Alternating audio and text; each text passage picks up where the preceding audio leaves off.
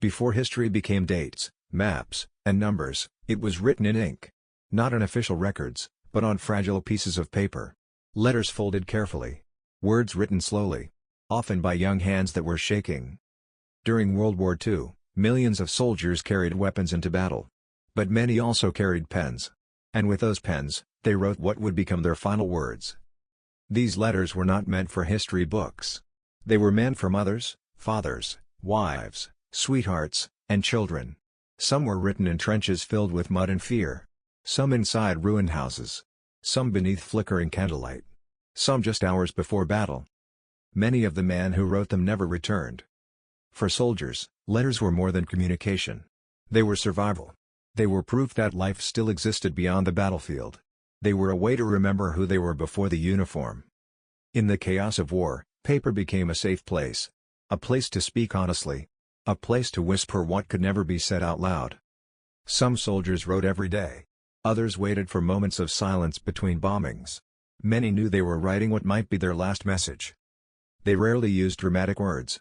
They did not write like heroes. They wrote like ordinary people facing the possibility of never coming home. One soldier wrote to his mother that the food reminded him of her cooking. Another apologized for not being a better son.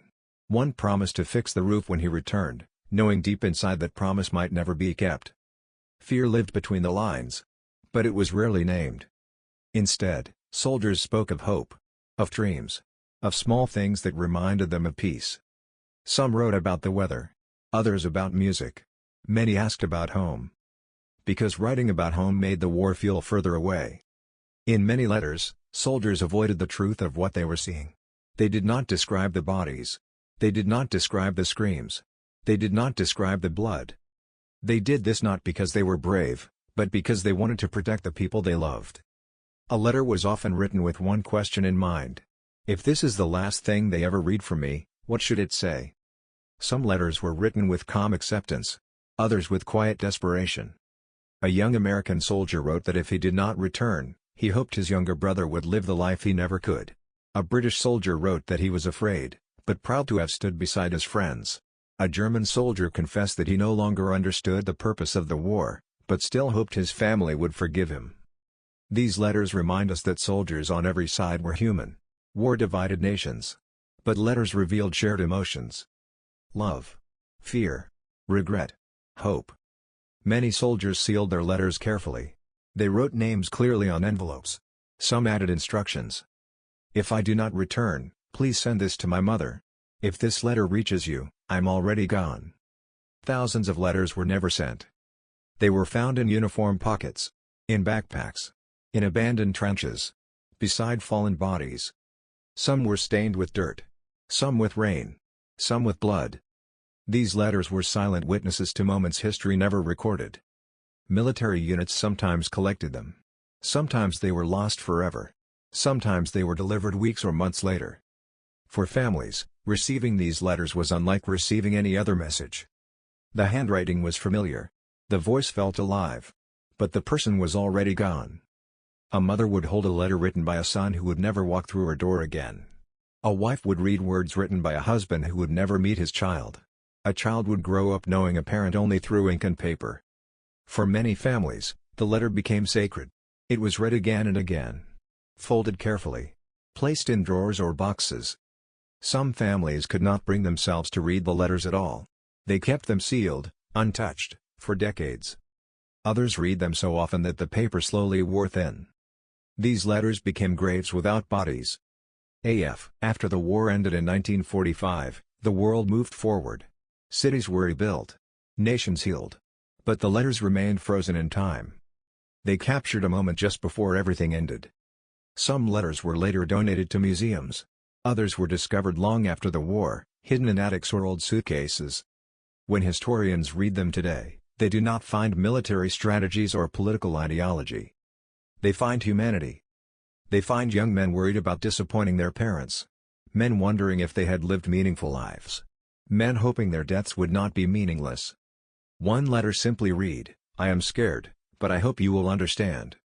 Another ended with, "Please remember me as I was, not as the war made me." These words challenge how we remember war. History often focuses on victories and defeats. on leaders and armies, on dates and outcomes. But letters remind us that every battle was fought by individuals with dreams. Many soldiers never had the chance to say goodbye in person. Their letters did that for them. Some letters were written to unborn children. Fathers imagining futures they would never see.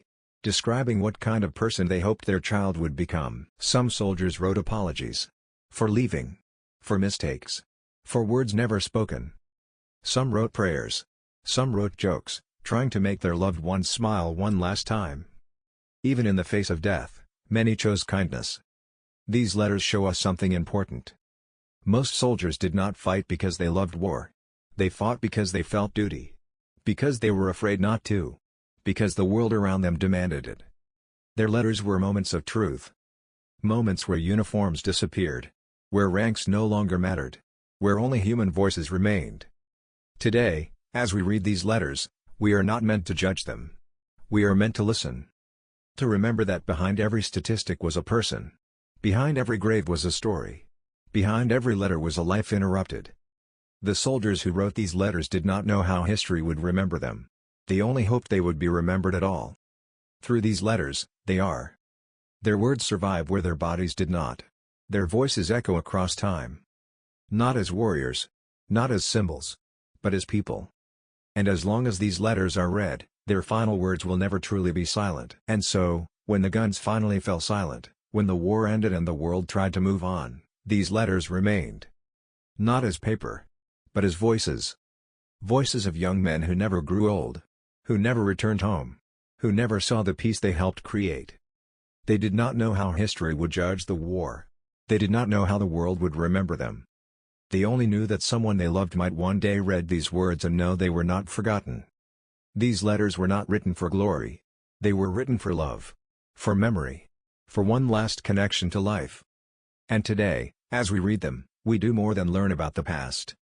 We listen. We remember. And we honor the human cost behind history. Because wars end. Empires fall. But words written from the heart can survive forever.